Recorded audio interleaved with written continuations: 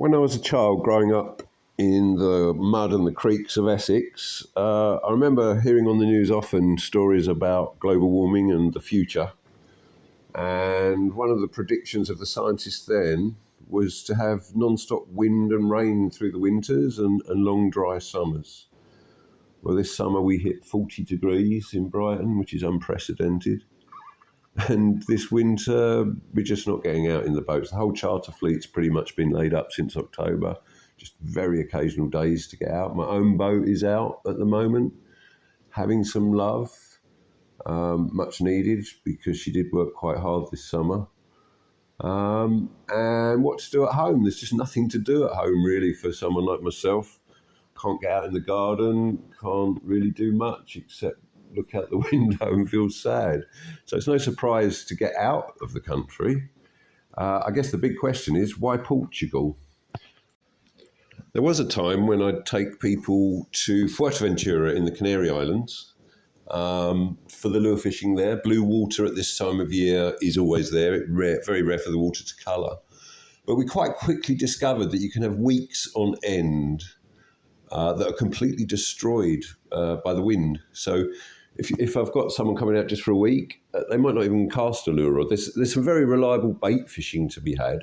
But when the swells get going out there, the better fishing, the better lure fishing, or the safer lure fishing actually on the East Coast, even that's affected by the swells. And so we just discovered that it wasn't so much fun unless you like bait fishing, which I'm kind of done with now. So where else to go? When I first started with my boat, which is a charter boat which offers only lure fishing, one of the unexpected benefits was it attracted a lot of like-minded people to me and to my world. And one of these was a guy called Neil Perry, who just had a divorce and was killing time trying to work out what he was going to do with the rest of his life. And as often is the way, we ended up becoming good friends. Right up until he left the UK.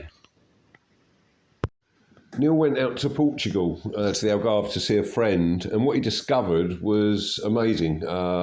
Just everything about Portugal, especially the Algarve, is amazing. The light for the photos is stunning. The food, the people, all nationalities there, all friendly. And so he decided to buy a house, fall in love with a Brazilian girl there, and now he lives there permanently. I first went to the Algarve, to Olial, and then to Faceta, where my friend Neil stays. Just when the Chinese were starting to mention they've had a bit of a problem with flu in their country. And I got it straight away. It's just amazing. The bass fishing is very hard out there, the labraks, but you've got backup, you've got inshore, you've got a river Guadiana, a long river, 5 different species of barbel, black bass, you've got barragums, reservoirs, black bass, barbel, carp, you've got everything. It's an ideal destination for a relaxed trip. If you're prepared to take the whole thing, the whole thing, the culture, the food, everything, it's just absolutely beautiful there. And I'm off in February the 10th to the 24th, and I cannot wait.